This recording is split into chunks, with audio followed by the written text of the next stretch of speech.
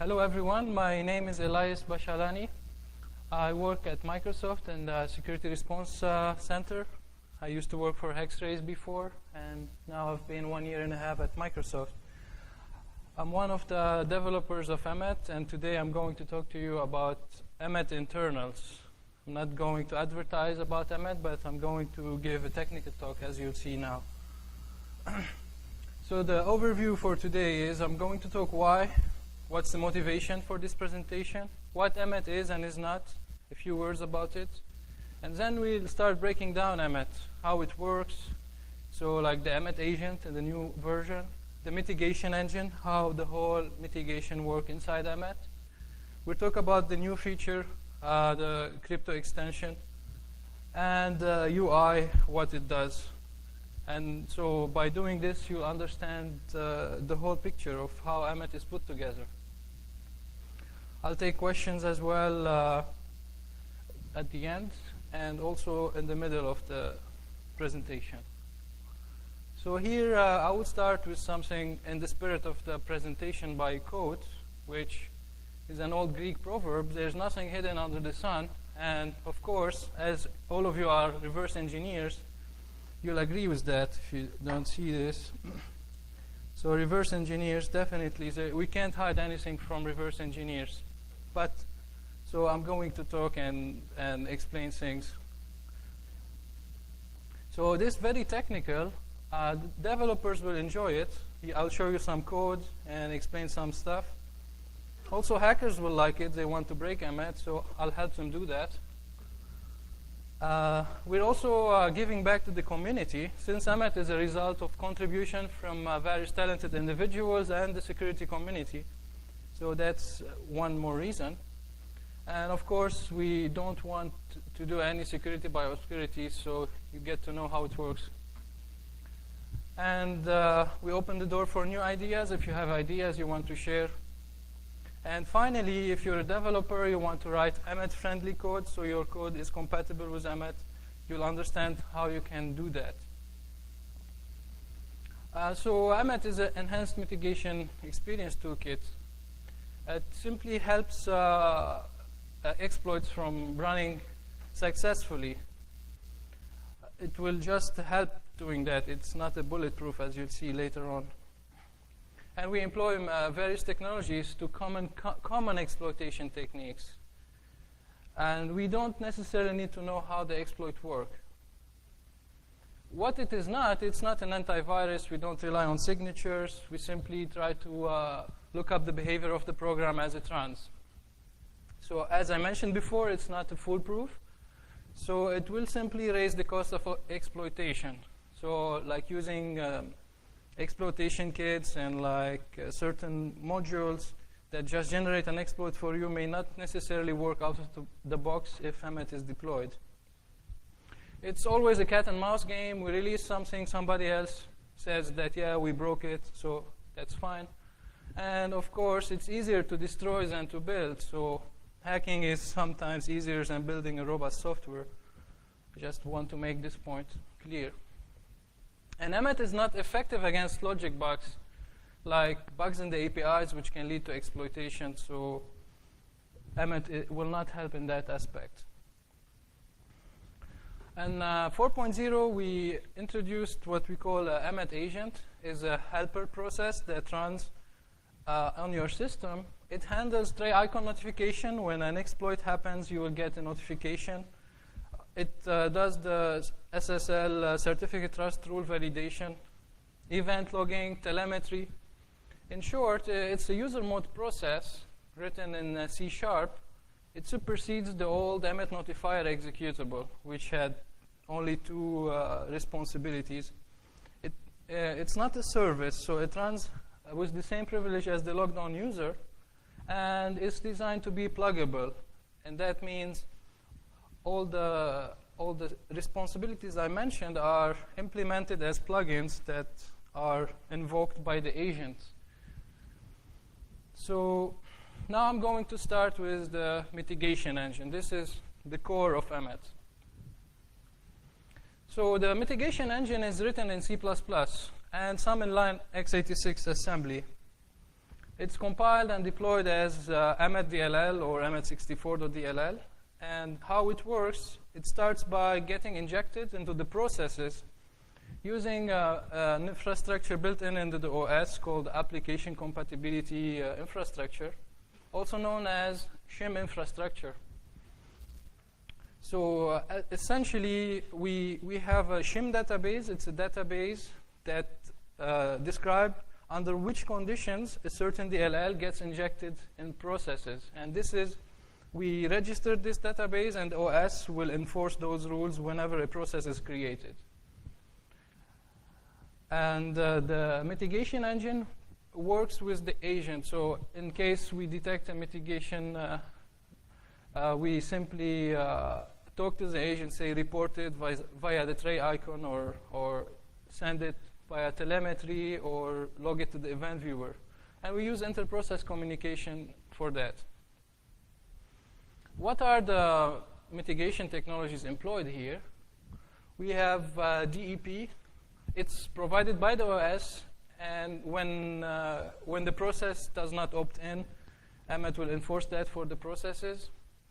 We have export table address filtering, heap spray protection, SEHOP. Also, it's provided by the OS, but also EMET is a tool can act as a UI to configure that for certain processes. Also, mandatory ASLR, in case it's not provided by the OS. If you have this knowledge base missing, EMET will provide that for your processes. Reserving null page. We have a bunch of ROP mitigations. We'll talk about them in details. API behavior checks. And some hardening for things that have been broken. We also harden the protections.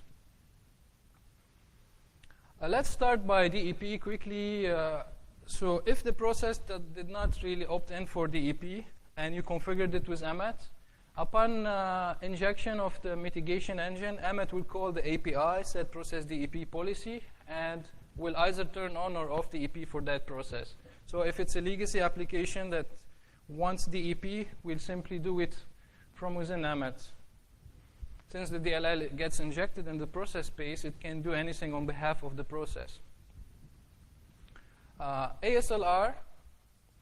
So EMET will bring ASLR to modules that did not really opt in for it. So they were not built with they were not linked with the dynamic base switch when you compiled it, maybe using an old compiler. So if an old DLL that was created many time ago without this switch linked, EMET will bring ASLR to that module, but only to dynamically loaded modules. So later on, when the process starts, loads an ActiveX, a DLL dynamically, this is where we enforce ASLR on that DLL. And only on Vista and up, this mitigation happens. So how it works internally? We start by intercepting calls to anti-DLL, anti-map view of section, which can be reached from one code pass is like you call load library, and when you call load library, it will eventually call anti-DLL, LDR load DLL, and end up calling anti-map view of section. So when we do that, we intercept this, and then we check the DLL. If the DLL was not compiled with dynamic base, which is this bit is set in the PE header, and the DLL has relocation table, then what we do, we revert the first step, we unmap the section, we reserve the preferred base address, and then we map the section again. And like this, the OS will be forced to relocate the DLL for you. So that we cover how ASLR is implemented or brought by EMET into your process. It's a simple trick, but very, very effective for all DLLs that do not have dynamic base bit. SAH override protection. It's also baked in the OS since Vista SP1 and on. And simply it validates the exception chain integrity before dispatching the handlers And what is the benefit from EMET here? EMET will bring this to old OSs that do not have SAHOP. So what EMET does will re-implement the same logic in the process by using a vectored exception handler, which normally the VEH will have precedence over SEH. And so when we catch an exception, we check the current thread and we walk the chain and we see if the chain is correct. The same logic that is in the OS, we can say we backport it to older OSs like XP and so on. Heap spray allocations. It's not provided by the OS yet. And what EMET does is simply pre-allocate or pre-reserve a certain preferred memory addresses. It's a list of the most common used addresses that the exploit aim to have when they want to spray the memory. So when we pre-allocate those addresses, and I have to mention that this list can be configured in the registry. So you can configure it per process, add more memory addresses. So here, if EMET was not installed or not enabled, heap spray was not enabled, we can see like those addresses may be the ones that are preferred when the heap spray is happening. And when EMET is installed, it will break this by having this area here pre-allocated. So it won't really be the same effect when they spray the memory. That's about heap spray. Export address table filtering. What we do here, we filter any access to the export address table. And so the condition is any access to the export address table should originate from a loaded module. That means shellcode or JIT code will trigger the filter. So if you have a shellcode that tries to resolve, like implement its own version of get procedure address, so it will eventually access the export address table in certain modules. And so we use debug registers on both kernel 32 and NTDLL. And we add this debug register for read access. Anybody accessing the export address table, and the access comes from not a modules, and we trigger that protection. And so here we can see a small code snippet of the inside the source code. Like we simply add a hardware breakpoint for this module and this module. Any access to their export address table will trigger the filter in EMET. This is not really effective.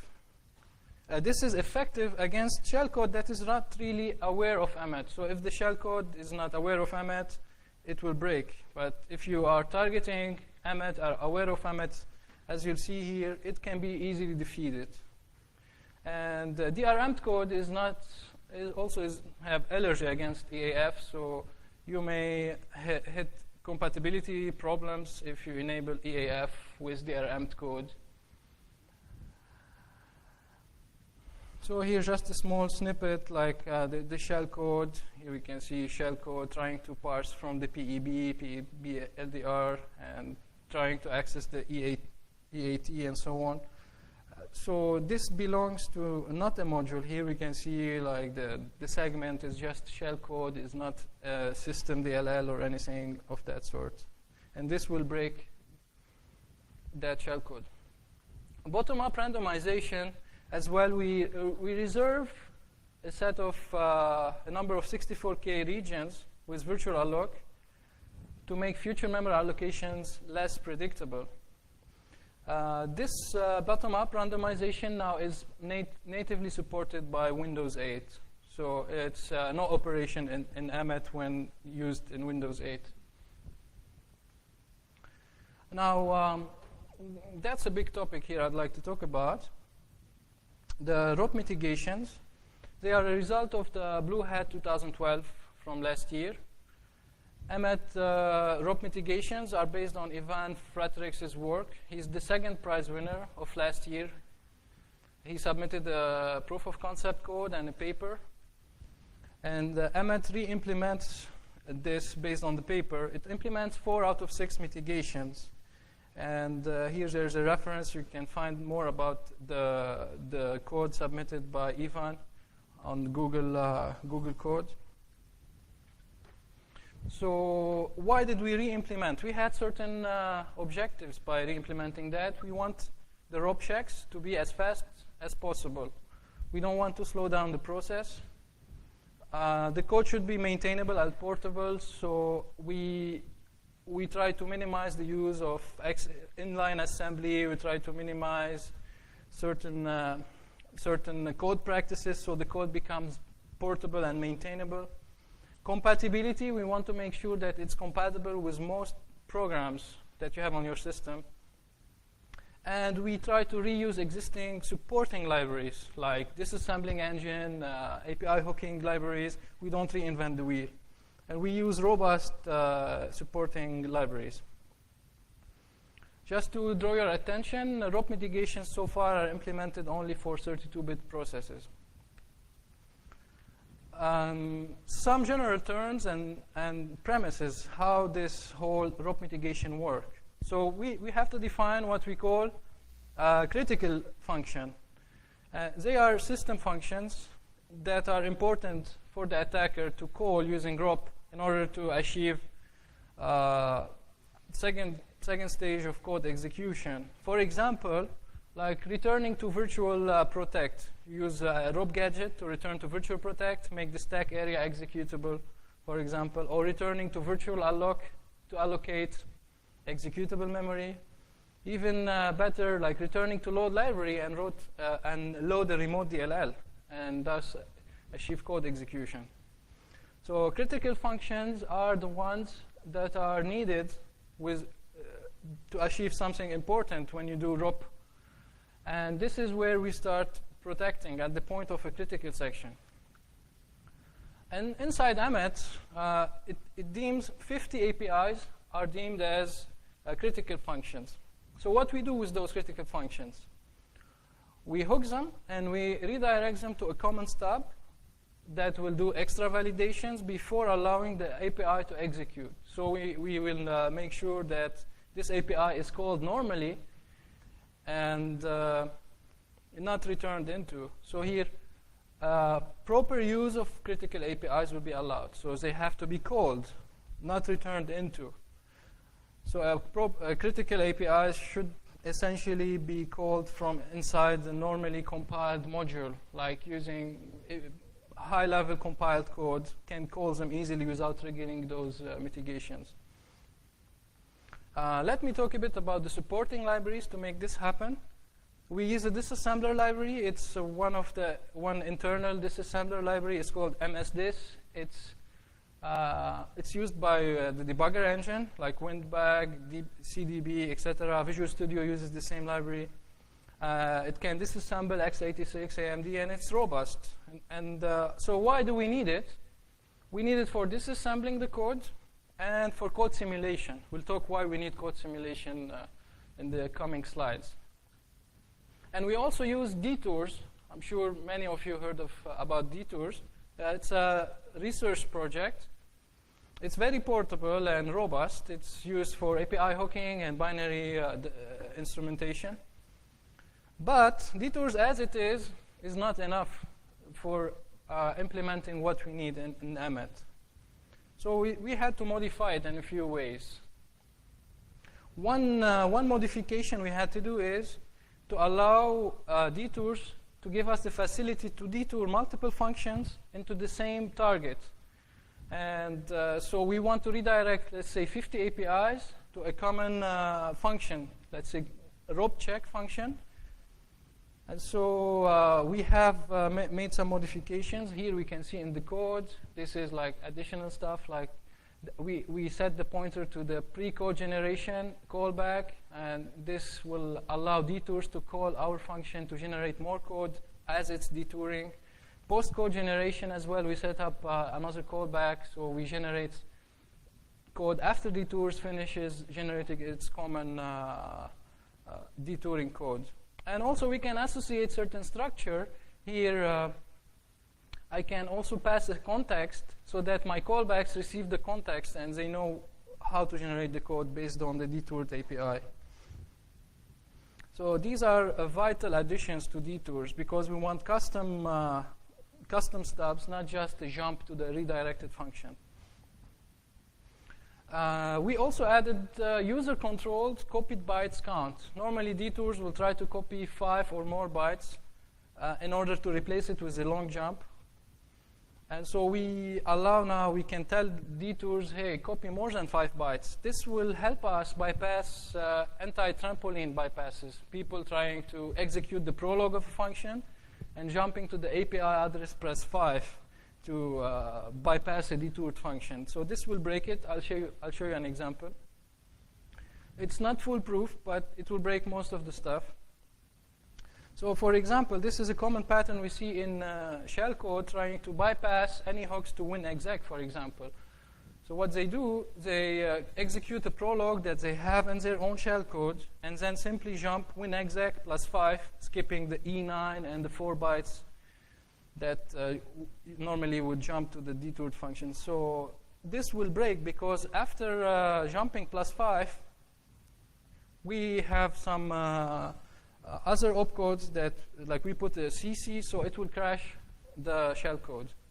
Any shellcode not anticipating this will simply crash. So here we can give you an idea. Now here in EMET, per hooked function, we randomly copy at least one instruction further. I have a screenshot. I'll show you a real example. Let's take a look now at a typical critical function that is protected. So let's talk about, let's say, as we said before, virtual unlock, as in this example, virtual unlock EX is protected. Now let's see what happens when we protect this function. The first thing is kernel32.dll, this is the original function, and we can see it has been detoured with a long jump to the guarded virtual unlock EX. So if you are returning into virtual unlock, you return, but the first thing is not the actual body of the function, but it's a jump to the guarded one. Now, if you jump plus 5 from this address, you will not really execute the rest of the function. Instead, you will hit, in this case, there is one byte here. So if you jump plus 5, you hit a CC, and this will break. Maybe if you run EMET again and inspect this, you'll see maybe 5 CCs. It depends on the random values. After the jump, what detours normally do, it will leave the rest of the function body. And so here we have the rest of the function body. So that's the first part. Now let's take a look what happens inside the detoured function. What is inside the guarded virtual unlock? This is the generated code per API. So this is very interesting here. So this is the protected function. It's a guarded virtual unlock. It is in allocated memory. The first thing we do, this is the generated code. We push the function ID. It's the encoded address of the API. We push all the registers. We push the flags. We push ESP. We simply will call the ROP-check function. And so this function here will be almost the same for all detoured functions, except that this will change and a few things will change. But essentially, all protected APIs will end up calling ROP-check first and then resume if no violation happens. And then we clean up the stack. We restore all the registers. We want to make sure when ROP-check is triggered, we do not mess up the program state. So we save all registers, we save the flags, and we restore them. Only if there is a violation, it will not continue afterwards. It will terminate the process. So now, after we finish the ROP checks, what happens? We continue now. We want to call the API. And so this is what we do. We re-push the parameters.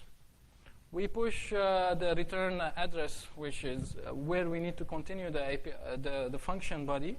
These are the copied bytes from detours. They are executed, and then we resume execution. This one will assure that we return, after the API is called, we will return to the same stub, and we continue doing post checks.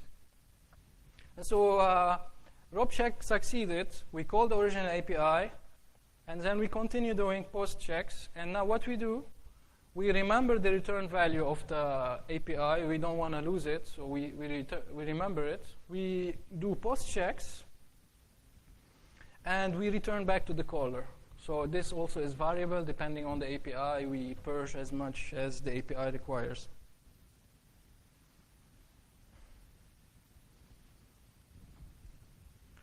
So I will show you now what's inside rope check. Rope check, as I said, will do some validation. And it's written in C. So as we said, we try to minimize the use of assembly code. So it will be called before resuming execution of the original API. So in short, this is real code, some code just to give you an idea. So what we do, since we are passing the registers that we pushed as an array, we take the pointer of the stack pointer, we take the called address, we decode it using decode pointer, we take the return address. These are the most important things for us to validate if the function, the API, is returned into or called properly. And then what we do, we call a function to see if it's a banned API. If it's banned, we terminate the process. We check the stack pointer for stack pivot. We see the caller. We'll talk about all different checks and details in the coming slides. Do some special checks. Now, any violation that happens during rope check will terminate the process. Otherwise, we simply resume. And when we resume, we are returning up to this point. So rope check will succeed. We resume here, and we continue. Otherwise, rope check will fail. So as we said, if any violation happens inside rope check call, it will never continue after this point. This is the core of the protection. Now, the details will be in the next slides, but this is how all APIs are detoured. This is the stubs and the checks that happen. If I've been going so fast, by covering all the background material, I can take any questions so far before continuing. If any question? Yes, please. When you're taking a random number of flags after the off matching across the function, how do you ensure that you're not interrupting the middle of a function or in the middle of an instruction? Yeah, this is the task of detours library. So it will suspend all threads and make sure like nobody but the main thread that is detouring is doing that. And it happens at the beginning of the process. And it knows how to copy a complete instruction. And so it's not really bytes. It's like bytes and rounded to the size of the instruction. Yes, please? Well, it's called bytes, but if the instruction is longer than the bytes, then we will round it to the instruction count.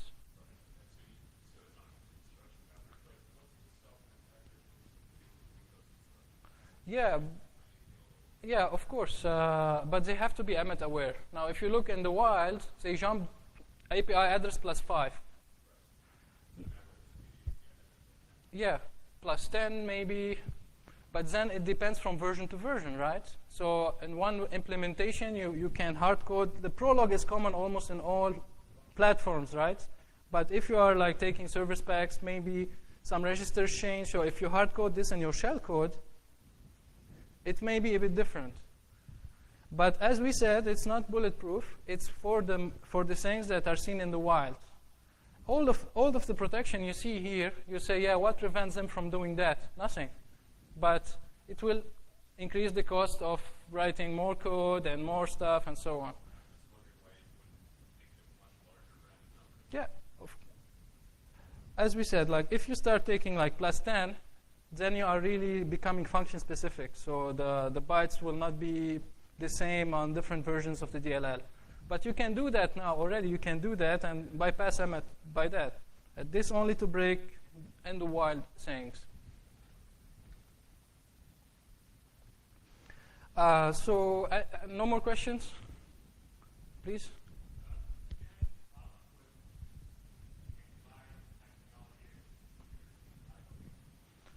Yeah. Some antivirus will try to compete, like hook again and so on. So you have to evaluate which antivirus you're using and if it's compatible or not. Now, there are, there could be incompatibility issues. Yes?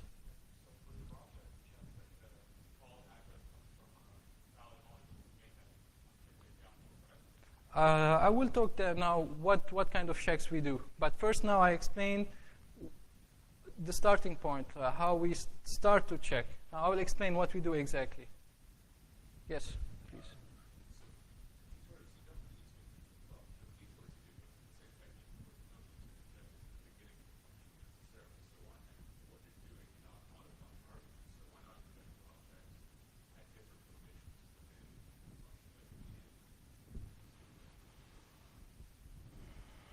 How do you detect the end of the function, generically? You know, it's not an easy problem, right? You have multiple return addresses. You have functions that are coagulated and like function tails. Maybe it's a common piece of code. And so it's not an easy problem. We'll try to be as generic as possible. So the basis of it is detours. So we're using detours at the beginning of the function. Let's talk a bit about the stack pivot. Now we are in the ROP check. The first thing we do, we check if the stack has been pivoted. And so the most common stack pivot gadget is like the attacker will exchange ESP with EAX if EAX was controlled, and will return. Now we won't catch this, but we'll catch when the critical API is called, we will check if ESP is changed. And so what we do, when a critical API is called, you swap ESP, and then you call virtual unlock. We catch it in ROP check, and what we do is we get the threads stack bottom and top, and we make sure it is ESP is inside that boundary. So if the stack has been pivoted, we'll terminate the process. So this very simple check. Of course, some will say, yeah, we can patch the TIB and so on, right? Execute more gadgets and so on. Yes, but that's extra work. Caller check. This is an interesting one. So here we will disassemble backwards. Anytime a critical function is called, we start disassembling backwards from the return address in order to make sure that that's a critical function is called. That's the return address. Once inside this function, we have the return address, which is this address here. We disassemble backwards to see if this virtual unlock has been reached via a call, not a jump or not a return. So given the return address, disassemble backwards and figure out if it's called. And if there's a call, the call should lead us back to the API. It's not just any call instruction. It should also call the API. So we make sure that the API is called and not returned or jumped into. So here, in again, a scenario where we have the contents of at ESP, we have the gadget addresses and parameters, stack pivot, return to virtual unlock. Now virtual unlock will trigger the ROP check. And most likely, since this is called via return, we can see that the next gadget here, gadget number 2, is not preceded by a call. So after we return to the next gadget, pop EBP. Pop EBP is not a call. We will then trigger the caller check. So to summarize it quickly, when the critical function is called, we capture the return address. We capture all the registers, as I showed you in the stub. We pass that registers to the disassembler library so that we can resolve indirect calls. It doesn't have to be call via the import table, call virtual unlock. It could be indirect call via registers, so we can compute those given the register values at the time of the critical function. And we heuristically disassemble backwards. Again, it's not straightforward to determine the correct previous instruction. So now, if we detect a call, the call should be calling the target. So it should not be any call. It should also lead back to the same API. So how do we do that? We have a table here with the opcode sizes of the call instructions, and we try to disassemble 6 bytes before, then 5, 2, 3, 7, until we find a call that leads to the API. And we sorted them in a way that the most common call opcode sequence should hopefully will be found first before like a relative call or a register or a displacement and so on. So this is a code fragment, how it happens. Here we enter the check if previous instruction is a call. We give it the return address and the call target. This is to make sure that once we find the call, it is calling the target, not just any call. And we give the register context to resolve all the indirect calls. We pass the registers to the disassembler. And we start a for loop going over all the table, the opcode table, disassemble backwards, and then decode the instruction. If it's not a call, skip it. Here we assume that failure until success. So it failed until we really find that the caller, the previous instruction is a call and is calling the target. Only if so, we return successfully. Otherwise, if we never matched, it's going to trigger the caller check. And in legitimate cases, it will be always passing the check. So returning ROP will break under this condition here, unless you find a nice gadget preceded by a call that is calling your API and so on. But it's not as simple as just doing this check, because the compiler can generate weird code constructs. And here, for example, we have a sequence. So imagine that there is a code here inside MS-DLL. It's calling an API, a critical API. This is how it calls it. It has just like an op and jump to the API. Now the return address is the caller of this address. And if we follow the caller back, it will not lead us to the API, it will lead us here. So this will legitimately break caller check. We handle such a case here. Similarly, there are programs that detour over our detour. And this is one simple case as well. Here we have, they detoured as well. Like, for example, here's a calling in this following pattern. They're jumping. It's not really calling virtual unlock. They're jumping to it. Should we trigger a false alarm? No, we handle certain checks. So it's not a very easy problem as well for the caller checks. That's an interesting one, the simulate forward execution. Simulate execution flow. What we do is we simulate execution forward from a critical function. So you call virtual unlock. At one point, it will return. And normally in a ROP sequence, it will return to another ROP gadget. And then the gadget will return to another gadget. So we forward simulate, trying to anticipate if there will be a gadget, subsequently a gadget, or normal code. And every time we return, we have to make sure that the return is preceded by a call. Because how come you have a return if you didn't have a call? In normal cases, and code generated by compilers. So what we do here, so in the case of ROP gadgets, it's going to return, return, return. I'm going to show you here some, this is a sample memory of ESP, and we'll start returning and using this gadget set here. So here in this example, I'm going to go over this fast. Here we have the first gadget, like add ESP12, return. Nothing so far. There is no critical API. We can't catch this. He's simply manipulating registers, doing some more manipulation, more stuff, again. Until we hit a critical function, we can't do anything. And now he returned to a complete function, actually, which is very good.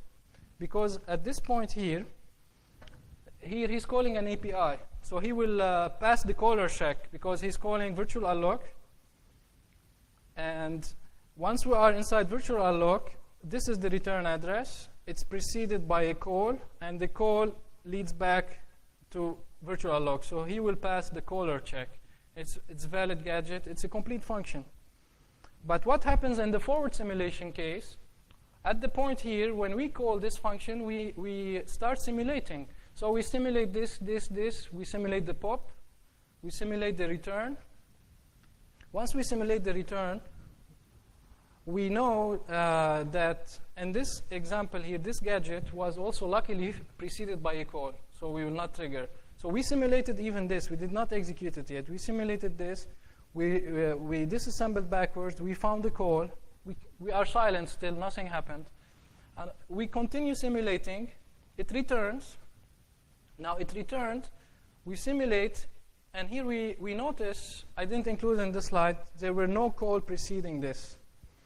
It will flag at this point. But assume there is a call here. We continue forward simulation. Again, there is this gadget also not preceded by a call. So we can actually simulate a bunch of instructions and detect all the return addresses from the critical function.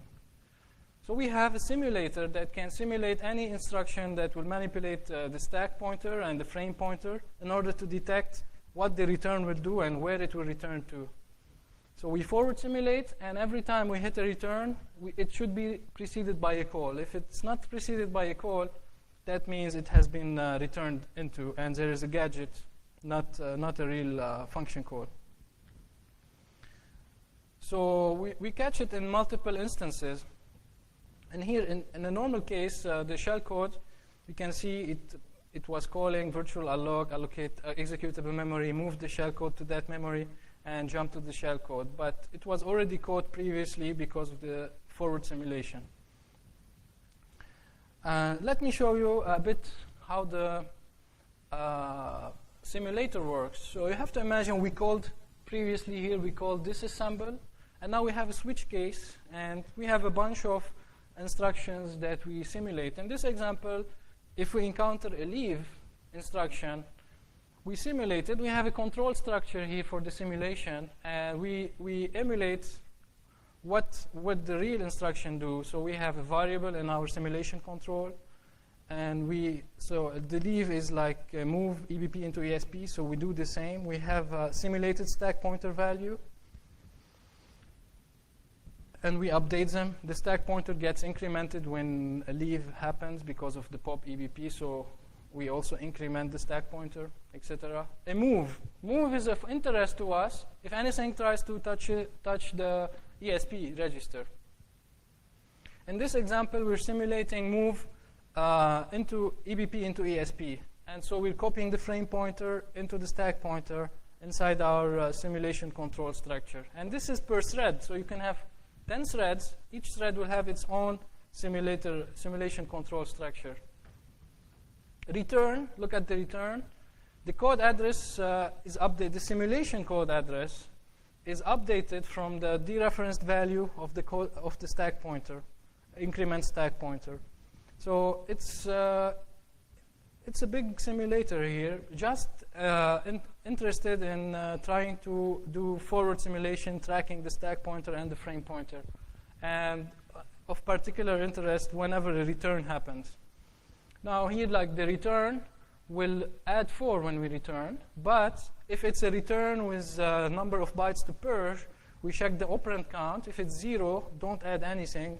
Otherwise, if it's return 4, return 12, we add whatever the operand is purging before returning. So it's simulating forward to detect every return instruction and check if it's preceded by a call.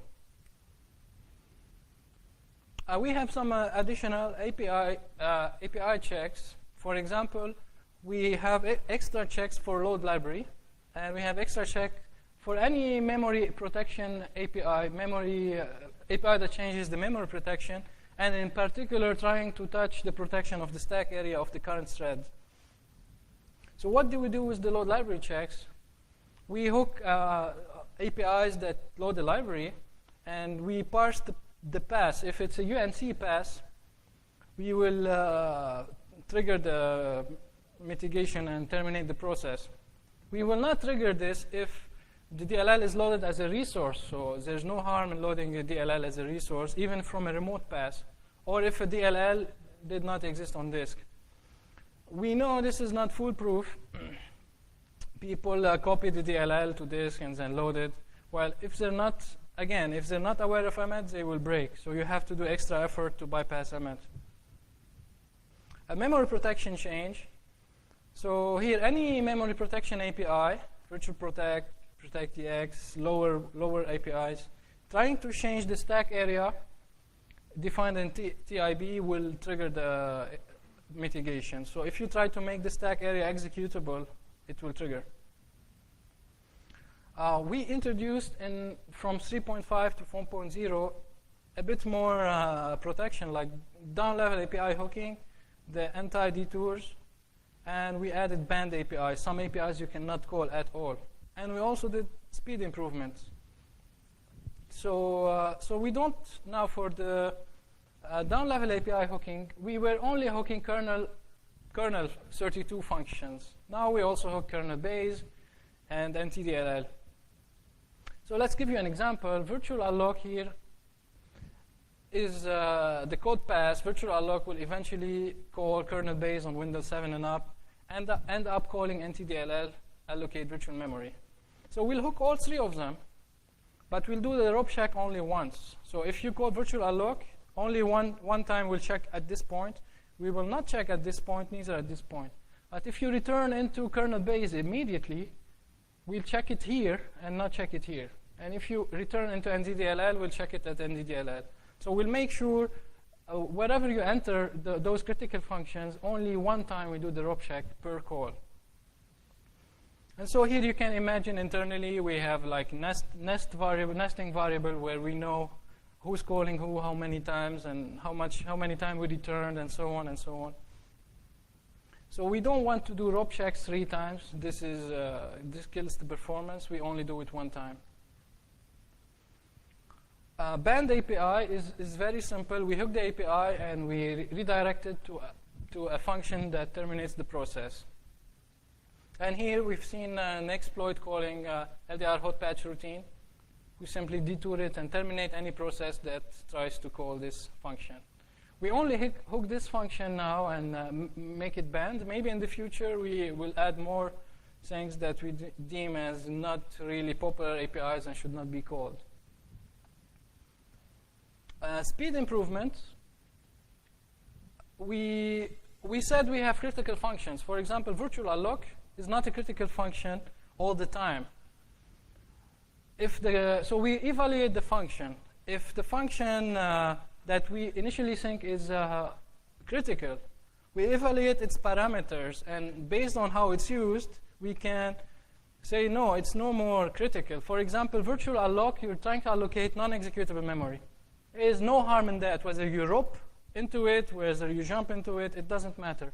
You're allocating data, so we don't really do anything. We directly exit the rope checks.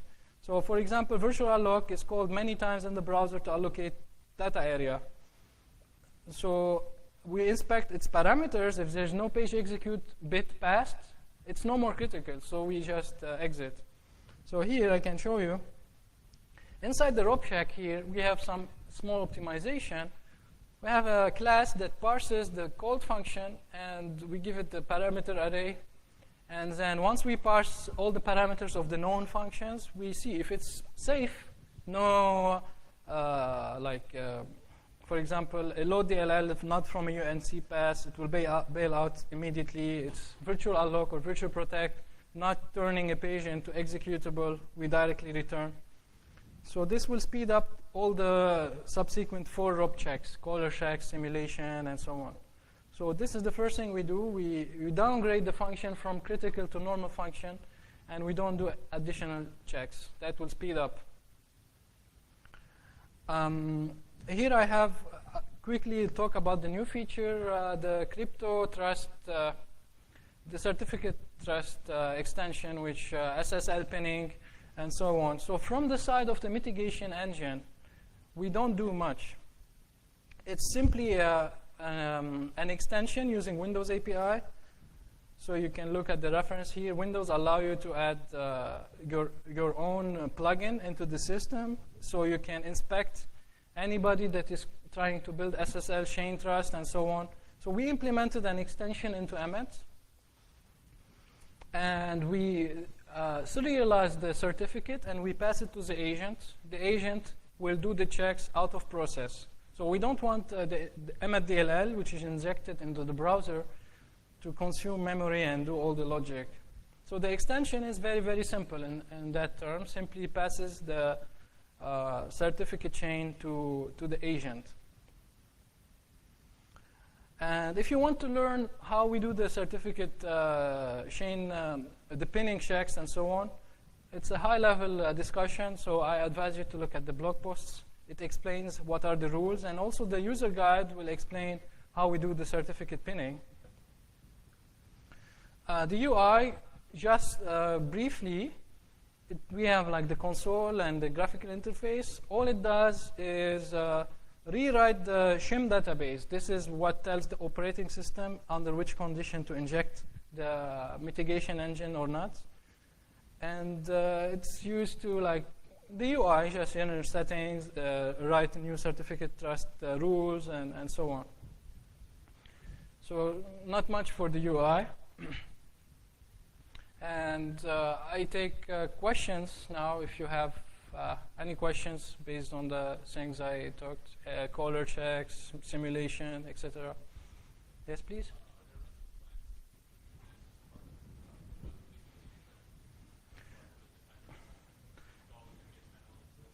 Yeah, I can't answer that. Maybe some stuff, as you see, for example, a null page now is part of Win8. Bottom-up randomization became part of Win8. So, yeah, some stuff will move and be part of the OS rather than like Windows Defender and so on. So somehow EMET is like bringing experimental things first, and then the OS sometimes follow, and vice versa.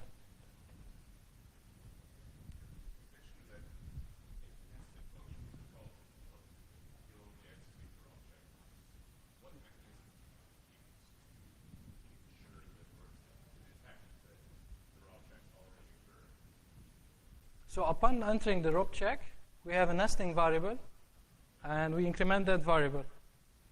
And so it's not global. It's a thread, per thread, a TLS variable. Yeah. And I'm surprised now. This is a good question. And you will say, well, you know, I can fool you, and I can call the API in a bad way, cause an exception, handle the exception, keep the nested variable greater than 1, and then I will completely disable that since like that. We handle that. And so, okay, you cause an exception, we're going to reset the variable for you. So we're going to check again.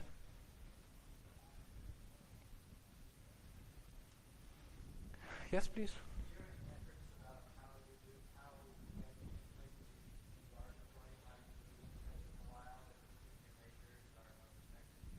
Yeah, now in 4.0 we added telemetry, and this is something new. Yes, if you want more information, the last slide, we have contact information. We'll be more than happy to share details with you. Yes, please. Are there any features for doing management of large deployments? Yeah, now I didn't talk about enterprise features of it, but in the user manual, we have a section on large deployment and so on. Yes, please. Yeah.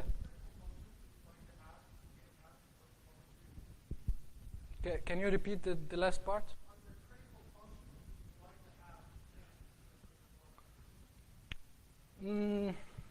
Like, not really. Most of what we deemed as critical, we already hook. And performance, yes, we're aware of performance. As we said, we try to downgrade the critical function to non-critical if it's used in a non-critical way. This really speeds up. Like from 3.5, we were always checking anytime virtual unlock is called. 4.0, it could be called many times by the browser. You're watching a video, lots of memory allocation happens. We don't have to do forward simulation checks and caller checks, backward disassembly. So these kind of things we try to optimize, even if it's critical and may be called lots of time. We try to avoid the checks if it's not necessary.